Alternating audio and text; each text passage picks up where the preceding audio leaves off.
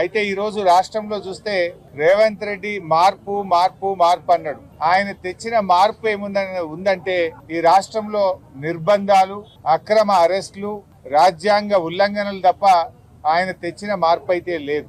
ఏ నిరుద్యోగ యువతకైతే మాట ఇచ్చారో ఆ నిరుద్యోగ యువతను అదే అశోక్ నగర్ లో వీపులు కమిలిపోయేటట్టు కొట్టారు. గిరిజనులకు ఏ గొప్ప గొప్ప మాటలు చెప్పినరో అర్ధరాత్రి పూట ఆ గిరిజనుల మీద దాడి చేసి ఈ రోజు కూడా ఆ గిరిజనులందరినీ కూడా జైళ్లలో నిర్బంధించారు.